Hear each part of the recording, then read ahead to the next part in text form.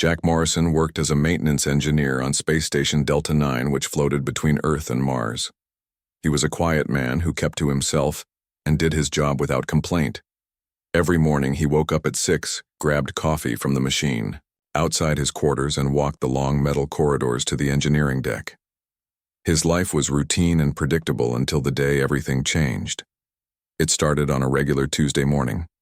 Jack sat alone in the station cafeteria, eating his usual breakfast of protein paste and synthetic eggs. The room buzzed with the conversations of other workers, but Jack paid them no mind.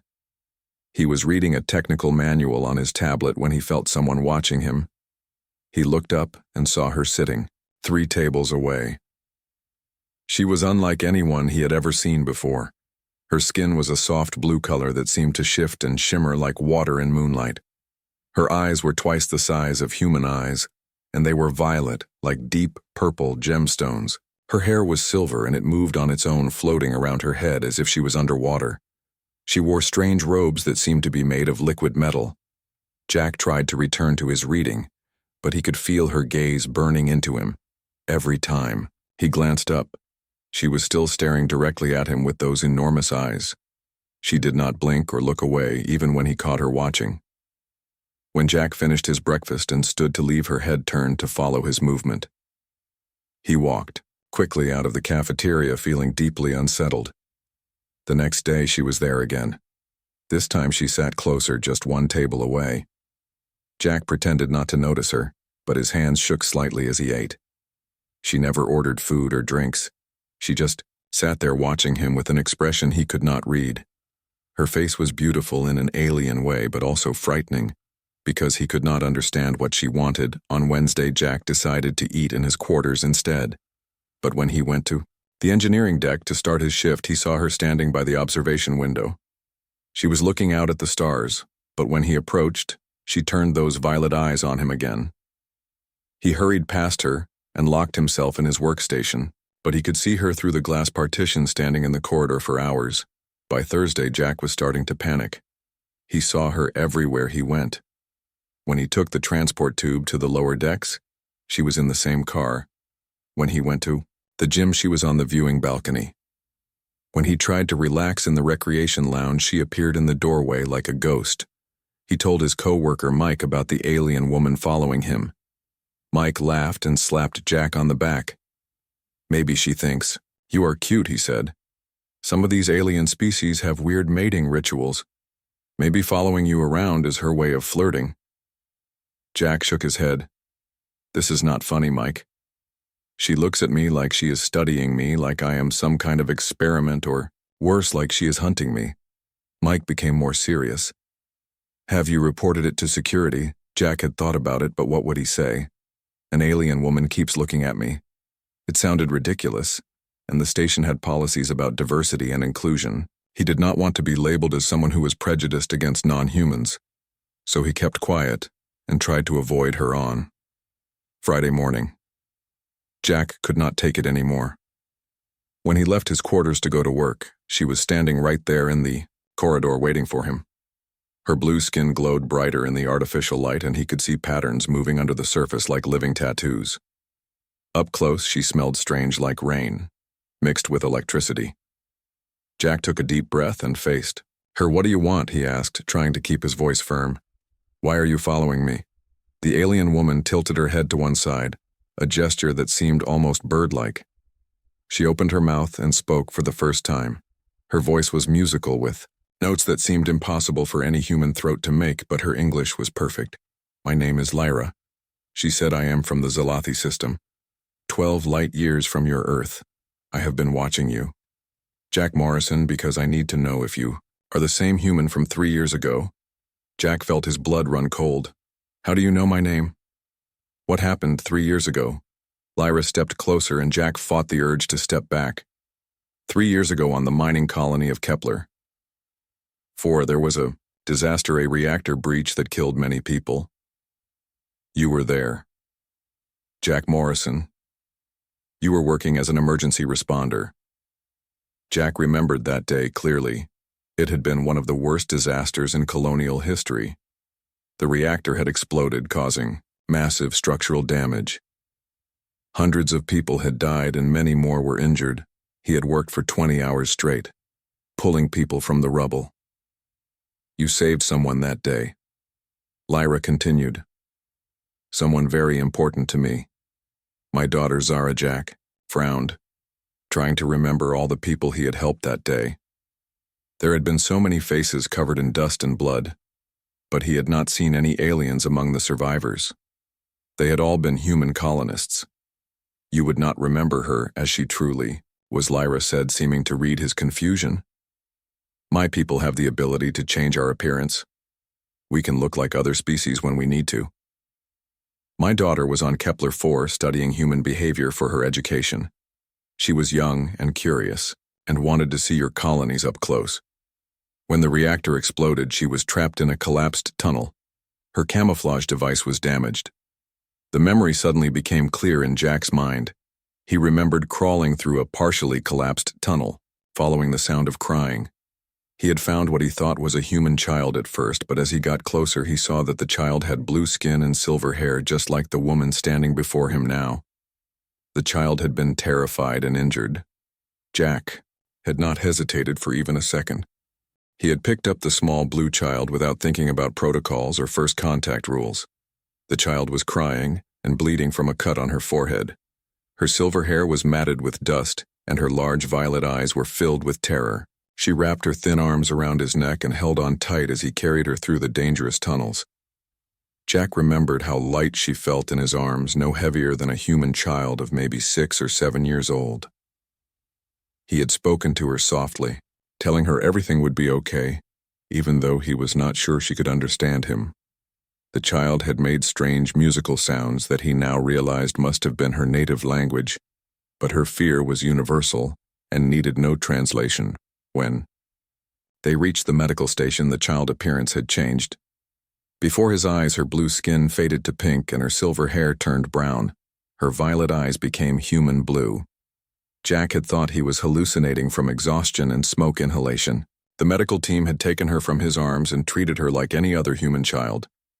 He never said anything about what he had seen, believing his mind had played tricks on him in the chaos. Now, 3 years later, the truth stood before him in the form of Lyra, whose features were so similar to that frightened child he had saved. You knew she was not human, Lyra said softly. You saw her true form, yet you saved her anyway. You risked your own life crawling through unstable tunnels that could have collapsed at any moment. You did this for a child that was not even of your own species. Jack shifted uncomfortably. I saw a scared kid who needed help. It did not matter what she looked like or where she came from. She was hurt and alone and terrified. Anyone would have done the same thing. Lyra shook her head slowly. That is where you are wrong, Jack Morrison. Most beings in the galaxy would not have done what you did. They would have been afraid or confused or worried about regulations and procedures. Some would have left her there thinking an alien child was not their responsibility. Others would have reported her immediately to authorities. But you just saw a child in need. She paused and her eyes seemed to glow brighter. My daughter told me that you sang to her while you carried her through the smoke. Some human song about sunshine and rain. She did not understand the words, but she understood the kindness.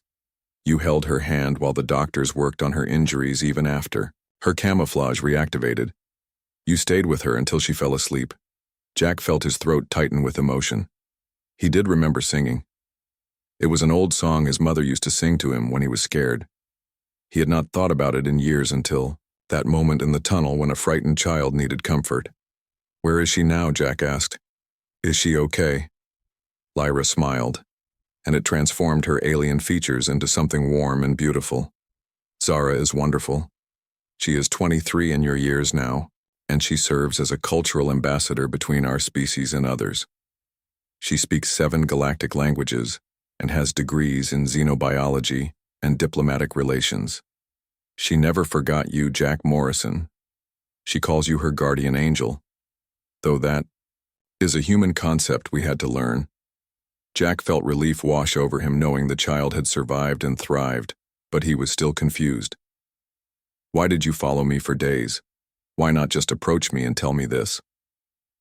Lyra looked down as if embarrassed. I needed to observe you first to make sure you were still the same man who saved my daughter.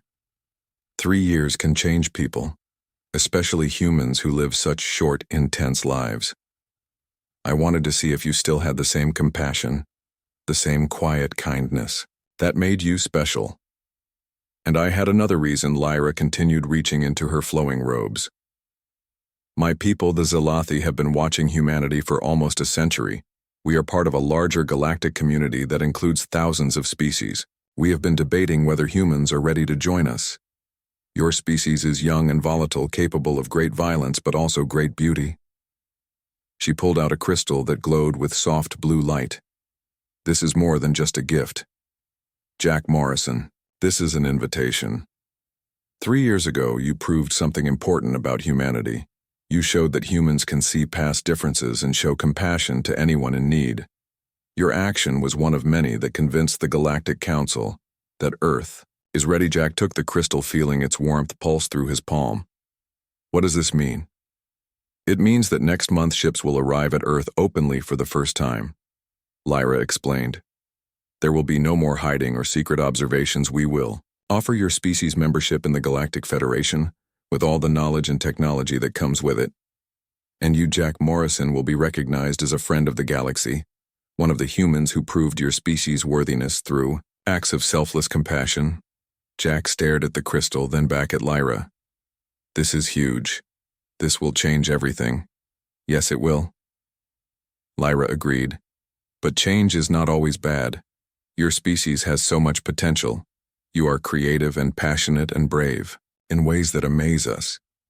You adapt quickly and love fiercely. You protect those weaker than yourselves even when there is no benefit to you. These are rare qualities in the universe. She reached out and touched his hand briefly. Her skin felt cool and smooth like polished stone. My daughter wanted me to tell you something else. She said to tell you that the song you sang to her is now sung on 12 worlds. It has been translated into 40 languages. It has become a symbol of human kindness across the galaxy. Jack did not know what to say. He was just a maintenance engineer who had done what he thought was right. Now he was being told that his simple act had helped open the door to the stars for all of humanity. Will I see Zara again? He asked. Finally, Lyra nodded. She will be part of the diplomatic delegation that comes to Earth. She very much wants to thank you properly and show you what she has become because of your kindness. She has your picture in her office, you know. A security photo from the mining colony that day. You are covered in dust and blood, carrying her to safety. She says it reminds her that even in the darkest moments there is light. Jack felt tears sting his eyes. He quickly wiped them away, embarrassed to cry in front of this alien woman. But Lyra did not seem to judge him. Instead, she smiled again. Humans are one of the few species that cry from emotion, she observed. It is one of the things that makes you special. You feel things so deeply that it spills out of you physically. That kind of emotional depth is why we believe you will be excellent additions to the galactic community. The crystal in Jack's hand began to glow brighter. Suddenly he could hear whispers in his mind, voices speaking in languages he had never heard but somehow understood. They were greetings from across the galaxy, welcomes and thanks and expressions of hope. Dozens of species reaching out to say hello. This is just the beginning.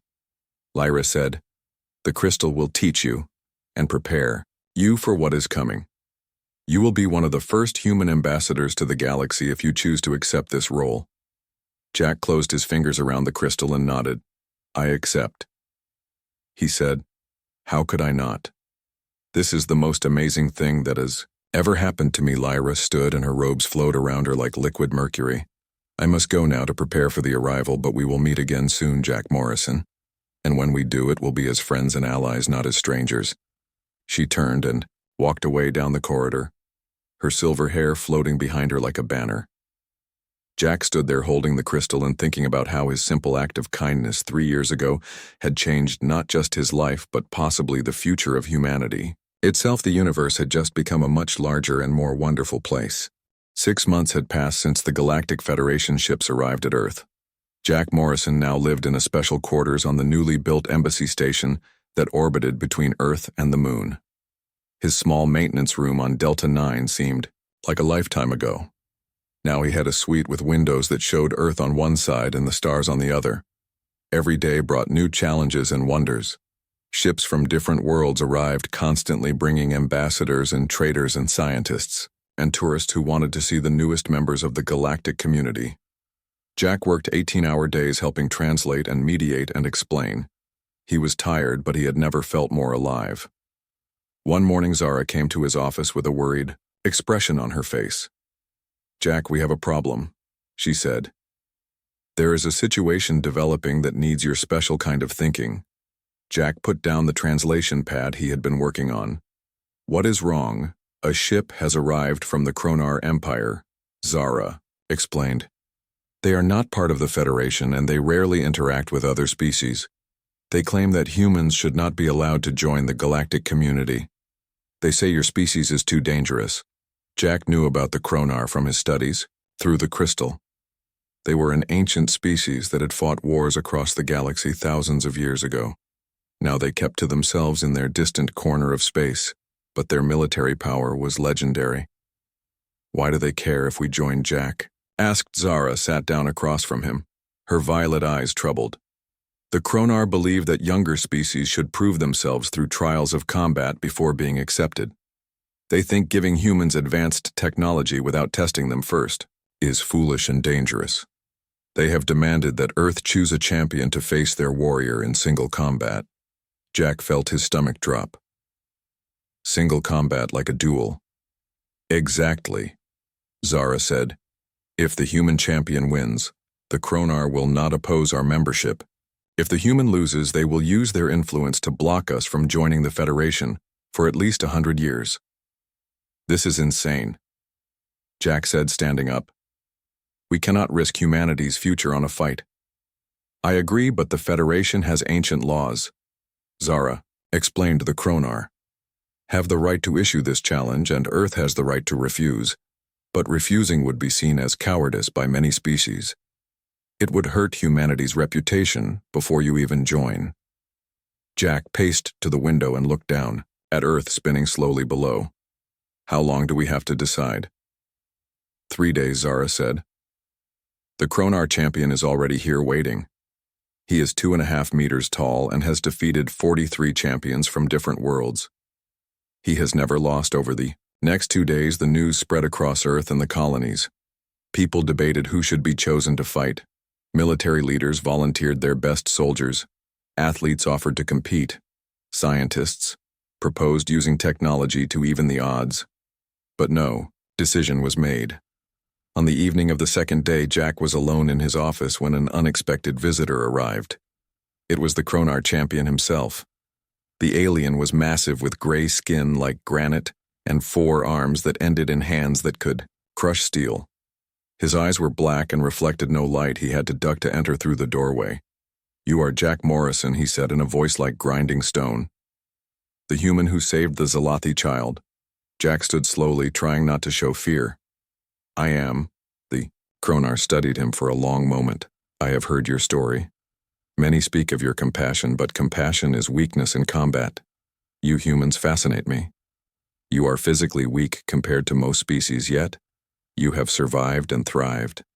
You have fought wars that would destroy other worlds, yet you also show mercy to your enemies. What are you really?" "We are complicated," Jack said carefully. "We can be both violent and peaceful, both cruel and kind. It depends on the situation and what we are fighting for." The Kronar made a sound that might have been laughter. "If no champion volunteers by tomorrow, I will choose one myself, and I will choose you, Jack Morrison." Jack felt cold fear run through him. "Why me? I am not a soldier or a fighter." "Precisely," the Kronar said. "You represent what your species claims to be compassionate and clever rather than strong. If you can defeat me, then perhaps humans really are special. If not, then you are just another weak species that needs protection." After the Kronar left, Jack sat in the dark for hours thinking he was not a fighter and he would surely lose, but maybe that was not the point. Maybe the real test was not about winning, but about how humanity faced the challenge. The next morning, Jack went to the Federation Council chambers where Earth leaders were meeting with alien representatives. Everyone was arguing about who should fight. "I will do it," Jack said loudly. The room fell silent. Captain Chen, who was now Earth's military liaison, stared at him. "Morrison, you are not a fighter. You will be killed," maybe Jack said. "But I am already known to the galaxy as someone who represents human values. If I fight and show courage even in defeat, it might mean something. And if I die, then at least I die trying to secure humanity's future." Zara grabbed his arm. "Jack, no. There must be another way." Jack looked at her and smiled. "Sometimes there is not another way. Sometimes you just have to face the challenge, even when you know you cannot win. My mother used to say that courage is not about being unafraid. It is about doing what is right, despite the fear." The fight was scheduled for that afternoon on the embassy station main deck. Ships from across the galaxy arrived to witness the event, billions. On Earth watched through video feeds. The Kronar champion stood in the center of the arena, holding a staff made of some dark metal that hummed with energy. Jack entered wearing simple clothes and carrying no weapon. Gasps rippled through the crowd. The Kronar tilted his massive head. "You bring no weapon. I bring the only weapon humanity really has," Jack said loudly enough for everyone to hear. "Our determination to survive despite the odds." The fight began, and it was brutal. The Kronar moved faster than something that large should be able to move. His staff whistled through the air, and Jack barely dodged the first swing. The second swing caught him in the ribs and sent him flying across the arena. Jack struggled to his feet, tasting blood. The crowd was silent. Everyone could see this would be a massacre. The Kronar advanced slowly, almost casually. "You cannot win," he said. "Why do you continue? Because that is what humans do." Jack gasped. "We get knocked down and we get back up. We face impossible odds and we keep trying. We are stubborn and foolish and we never give up." The Kronar swung again and Jack tried to dodge, but he was too slow. The staff caught his shoulder and he heard something crack. He fell to his knees and the pain was overwhelming. Then something unexpected happened. The crystal Lyra had given him began to glow in his pocket. Not with its usual soft light, but with brilliant intensity. The light spread from the crystal, covering Jack in a protective shield. The Kronar stepped back. In surprise, "That is Zalathi technology." "No," Lyra said, stepping forward from the crowd. "That is something new. The crystal was just a teaching device, but it has bonded with Jack and evolved. It has become something unique because humans are unique. Your species does not just use tools, you form relationships with them. You give them names and personalities. You treat machines like friends, and that changes them."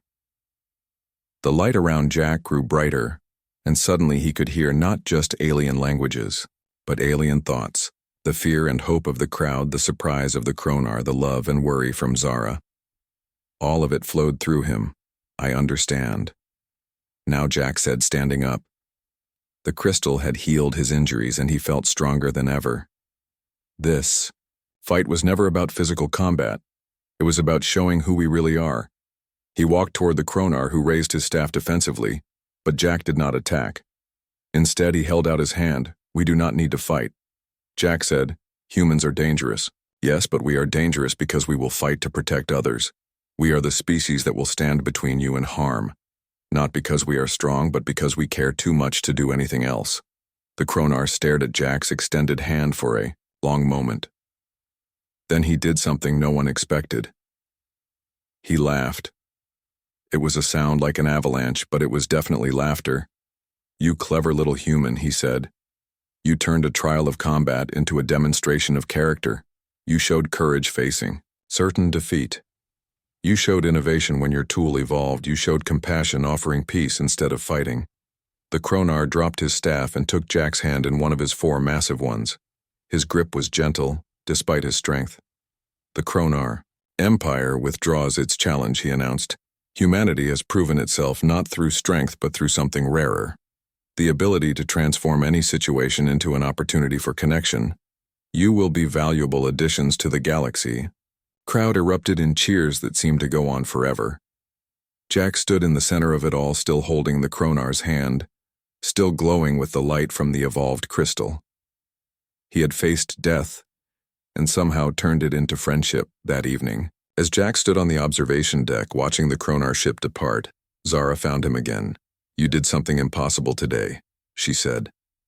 "You turned an enemy into an ally without throwing a single punch." Jack smiled tiredly. "That is what humans do best. We find another way. We make friends out of enemies. We survive through connection rather than conquest." Zara took his hand and the crystal glowed softly, responding to the touch. "You know, the Kronar champion has not left yet. He asked to stay and learn more about humanity. He said any species that can produce someone like you is worth understanding." Jack stood in the corridor for a long time after Lyra left, holding the crystal that continued to pulse with soft blue light. He could still hear the whispers of alien voices in his mind growing clearer with each passing moment. It was overwhelming and wonderful at the same time. He finally understood that his life would never be normal again. When he returned to his quarters that evening, Jack found that he could not sleep. The crystal sat on his bedside table, filling his small room with gentle, blue light. Every time he looked at it, he learned something new. A word in an alien language popped into his head, or an image of a distant world flashed before his eyes. He saw cities made of living coral beneath purple oceans, and forests of giant mushrooms that sang in the wind. He saw beings made of pure energy, and others that looked like walking trees. The next morning, Jack went to work as usual, but everything felt different. When he passed other people in the corridors, he wondered how they would react when the aliens arrived openly. Would they be afraid or excited? Would humanity unite or fall apart? He wanted to tell someone about what was coming, but Lyra had not said if he should keep it secret or not. Mike noticed that Jack seemed distracted. "Hey man, are you feeling okay?" he asked during their lunch break. "You look like you have not slept and you keep staring off into space." "Did that alien woman talk to you?" Jack considered telling Mike everything but decided to wait. "She did talk to me," he said carefully. "It turns out she was not dangerous, just looking for someone she knew from a few years ago. It is all sorted out." Now Mike looked relieved. "Well, that is good. I was starting to worry you were going to have some kind of alien stalker situation. But hey, at least you got to meet a real alien up close. That is pretty cool, right?" If only you knew, Jack thought, but he just nodded and changed the subject. 3 weeks passed, and Jack learned more from the crystal. Every day he discovered he could now read alien writing that appeared on some of the equipment the station had bought from traders. He could understand conversations between non-human workers in languages he had never heard before. The crystal was teaching him, preparing him for what was to come. Then on a Thursday morning, exactly 1 month after Lyra had given him the crystal, everything changed. Jack was in the engineering deck when alarms started blaring, but they were not emergency alarms. These were proximity alerts, meaning something big was approaching the station. He ran to the nearest observation window along with dozens of other workers, and what he saw took his breath away. 3 massive ships hung in space near the station. They were nothing like human vessels. These ships looked organic, as if they had been grown rather than built. Their hulls shimmed with the same blue color as Lyra's skin, and they had graceful curves that reminded Jack of sea creatures. The largest ship was easily 10 times the size of the station. The station's communication system crackled to life. "This is Captain Lisa Chen to all personnel. We are being contacted by unknown vessels. They identify themselves as representatives of the Galactic Federation. They say they come in peace and request permission to dock. Please remain calm and continue your duties. We will update you as we learn more." But Jack knew this was it. The moment Lyra had told him about had arrived within hours. The entire solar system knew that humanity was not alone. The alien ships were broadcasting on all frequencies in every Earth language. Their message was simple and clear. "Greetings, people of Earth. We are the Galactic Federation. We come in friendship to invite you to join the community of worlds. We mean you no harm." The reaction on Earth and the colonies was chaos and celebration in equal measure. Some people panicked and predicted invasion. Others celebrated the dawn of a new age. World leaders held emergency meetings. Scientists demanded to meet the aliens. Religious groups debated what this meant for their beliefs. On Space Station, Delta 9, a delegation from the alien ships, was preparing to board. Jack received a message on his personal communicator, asking him to come to the main docking bay. When he arrived, he found Captain Chen waiting with a group of senior officers. "Mr. Morrison," the captain said, looking confused, "the alien delegation specifically requested your presence. They said you are to be part of the first meeting. Can you explain why?" Before Jack could answer, the airlock opened and a group of beings entered. There were tall, thin creatures with crystal skin, short, furry beings with 6 arms, floating jellyfish-like entities that glowed with internal light, and in the center walked 2 figures.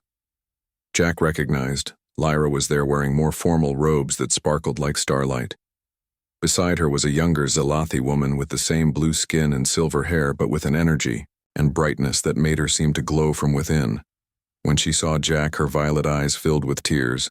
"Jack Morrison," she said, stepping forward, her voice musical but speaking perfect English. "My name is Zara, and I have waited 3 years to say thank you." Without warning, she hugged him. It was strange being hugged by an alien, but Jack found himself hugging her back. This young woman was the scared child he had carried through smoke and fire. She had survived and grown into someone remarkable. "You saved my life when you had every reason to fear me," Zara said, stepping back but keeping her hands on his shoulders. "You showed me that humans are capable of incredible good. Your kindness changed my life, and now it will change the galaxy." Captain Chen and the other officers stood frozen in shock as Zara turned to address them. "This man is a hero of the Federation," she announced. "He saved my life during the Kepler 4 disaster, showing compassion that transcends species. He is one of the reasons we are here today, offering friendship instead of remaining hidden." Lyra stepped forward, holding a device that projected a hologram of Earth into the air.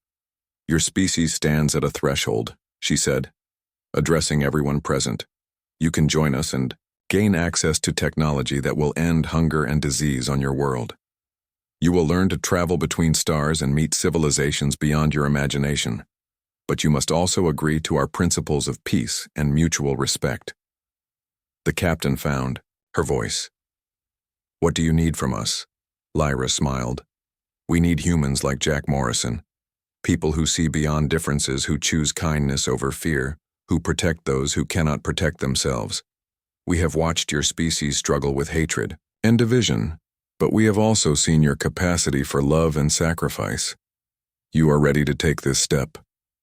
Over the next hours, Jack found himself at the center of history's most important moment. He translated when the universal translator struggled. With nuance, he helped explain human customs to the aliens and alien concepts to the humans. Zara stayed by his side, telling him about her life, how she had studied to become a bridge between species, inspired by his example. The crystal had prepared him for this, but Jack still felt overwhelmed. When they took a break, he stepped onto an observation deck to catch his breath. Zara found him there, looking out at the stars. "You okay?" she asked. Jack nodded slowly. "A month ago, I was just a maintenance engineer, fixing pipes and checking systems. Now I am part of first contact with alien civilizations. It is a lot to process." Zara stood beside him. "You were never just anything, Jack Morrison. You were the human who saw a scared child instead of a dangerous alien. You were the person who chose compassion in a moment of crisis. That is not just anything, that is everything." She pointed to the stars. "Do you see that bright star to the left? That is my home sun, Zelathi. Prime is a world of endless oceans and floating cities. I want to show it to you someday if you would like to see it." Jack smiled. "I would like that very much." As they stood there, more ships appeared around the station. Dozens, then hundreds of vessels from different civilizations, all coming to witness humanity's invitation to the galaxy. The space around Earth became crowded with visitors, all peaceful, all curious about the newest members of their community. Captain Chen found them on the observation deck. "Mr. Morrison, the Federation representatives are asking if you would be willing to serve as a special liaison between Earth and the galactic community. They say you have already proven yourself, and the translation crystal has given you unique abilities." Jack looked at Zara, who nodded encouragingly, then back at the captain. "I guess I better accept," he said. "My mom always told me to be helpful when I could. though I do not think she imagined it would involve aliens. The captain managed to smile. I need to call Earth and tell them that a maintenance engineer from Space Station Delta 9 is now our first galactic ambassador. This job just got a lot more interesting as the days turned into weeks. Jack worked tirelessly to help humanity understand what joining the Galactic Federation meant. He translated documents that would revolutionize human science. He helped organize cultural exchanges. He mediated misunderstandings between species that had never imagined each other's existence, and through it all, he remembered that it had started with a simple choice to help a frightened child. One act of kindness had rippled outward, touching lives across the galaxy and opening the door to humanity's greatest adventure. The universe was vast and full of wonders, but Jack had learned that compassion was universal. 1 year had passed since Jack Morrison became Earth's first galactic ambassador. The embassy station had grown into a small city in space, with sections designed for different species. There were water-filled areas for aquatic beings, zero gravity, zones for energy creatures, and even chambers with different atmospheres for those who breathed methane or ammonia. Instead of oxygen, Jack woke up in his quarters to find an urgent message waiting for him. It was from the Galactic Federation Council, and it contained only 4 words. Come immediately. Emergency meeting. When Jack arrived at the council chambers, he found representatives from hundreds of worlds gathered together. The atmosphere was tense and fearful. Lyra was there with Zara and even the Kronar champion who had stayed to study humanity. All of them looked worried. What is happening? Jack asked as he took his seat. The council leader, a being made of living crystal that chimed when it spoke, addressed the room. We have detected something approaching our galaxy from deep space.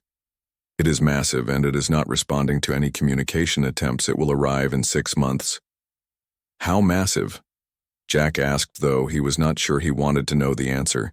The size of a small moon, the crystal being replied, and it appears to be artificial. Someone or something built it and sent it here. Panic rippled through the chamber. Some representatives called for evacuation. Others demanded they prepare weapons. A few suggested trying to hide entire worlds. Jack stood up. What do we know about it besides its size? Very little, Lyra said. It emits no signals and appears to absorb any scanning beams we send at it. It is like a black void moving through space. The only reason we detected it at all is because it blocks out stars as it passes. The Kronar champion spoke up. We should prepare for war. Whatever this thing is, it clearly has advanced technology. If it means harm, we must be ready to defend ourselves. Many in the chamber agreed, and the debate grew louder. Some species wanted to attack first while others counseled patience. Jack noticed that Zara was working on a data pad running calculations. Zara. What are you doing? Jack asked. She looked up with excitement in her violet eyes. Jack, I think I found something. The object is not just moving randomly, it is following a very specific path directly toward Earth.